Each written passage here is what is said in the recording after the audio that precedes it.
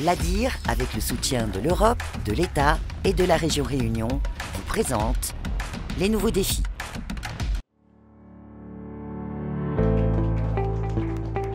Cette fois-ci, c'est pour signer la charte Romain Jacob avec une entreprise industrielle que le président de l'association Handidactique a fait le déplacement à La Réunion.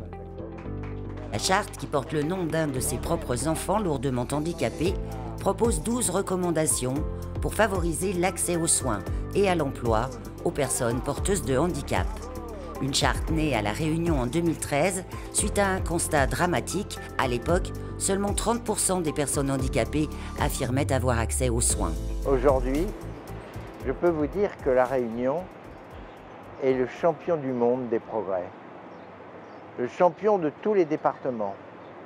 Ils sont arrivés à 87% de gens qui déclarent être soignés. Et pas sur des petits nombres, sur 2000 personnes.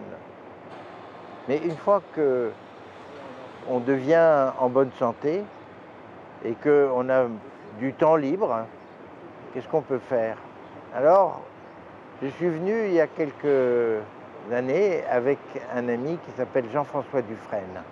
Et Jean-François est venu sensibiliser ici pour pouvoir permettre aux acteurs industriels de devenir des acteurs permettant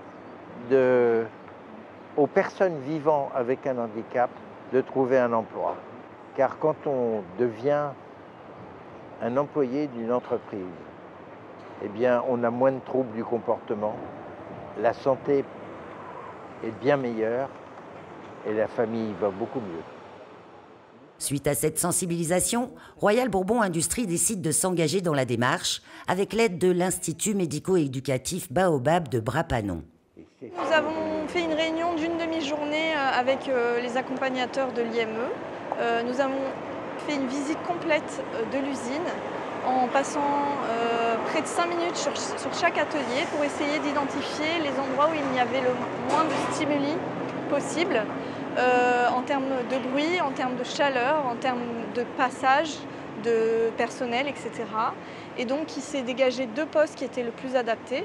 C'est le premier poste sur la ligne purée de fruits et compote, où là il s'agit de mise en carton, et également sur la ligne épices, où là aussi c'est du conditionnement de la mise en carton dans un environnement calme, avec peu de passage et des personnes qui peuvent se concentrer sur leur activité.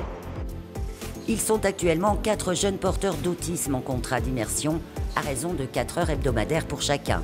Une première en milieu industriel sur notre île. Et une première aussi pour leurs parents. La première fois qu'ils voient leurs enfants en milieu professionnel, de quoi éveiller une lueur d'espoir pour l'avenir de ces jeunes.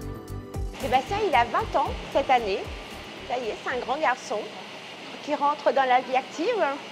J'espère qu'il y aura beaucoup d'autres enfants, pas seulement les nôtres, mais beaucoup d'autres enfants qui vont être intégrés à ce système parce que c'est très, très important pour nos enfants. On est fiers aujourd'hui. Moi, je suis fière de mon fils et fière du personnel. Un personnel qui accueille avec bienveillance cette expérience professionnelle. Elisabeth O'Haraud nous avoue apprendre elle aussi beaucoup de ce qu'elle appelle désormais une aventure humaine. Avant d'accueillir Sébastien, on a eu une réunion de préparation pour nous dire que l'usine était intéressée pour travailler avec les autistes. Et donc, on nous a demandé si on était aussi d'accord pour le faire.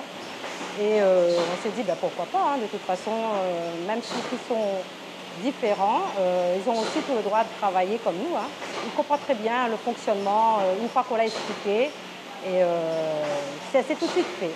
Et on est très très fiers de travailler avec Sébastien et il nous montre aussi chaque jour qu'on est capable aussi d'être d'une bonne personne aussi envers ces gens-là. Et ça nous amène aussi à avoir de l'empathie et de la patience. Et bien qu'il soit différent, il est capable de travailler. En fonction des compétences et des capacités d'autonomie de chaque jeune, l'IME Baobab adapte la situation et met en place des outils pour favoriser la prise de poste. On a fait un temps de sensibilisation où là on a échangé avec les équipes de Royal Bourbon pour enlever un petit peu leur représentation sur le public TSA. On a aussi mis en place des outils pour adapter le poste de chaque jeune. Les personnes en situation de TSA ont besoin d'un support visuel afin de mieux connaître la tâche. Donc du coup, on a décortiqué les différentes tâches, on a mis en place les outils visuels, ce qui fait qu'aujourd'hui, ils sont en autonomie pour certains à leur poste.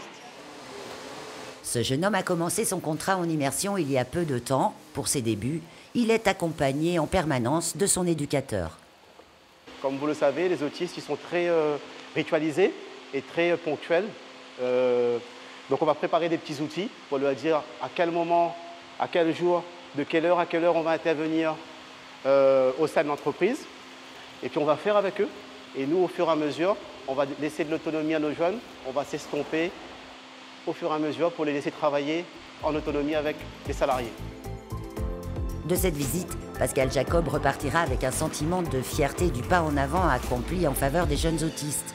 L'équipe de Royal Bourbon Industrie, quant à elle, espère avec cette expérience inspirer d'autres entreprises. Parce que j'apprends un métier comme tout le monde. Vraiment, bravo. L'ADIR, avec le soutien de l'Europe, de l'État et de la région Réunion, vous a présenté les nouveaux défis.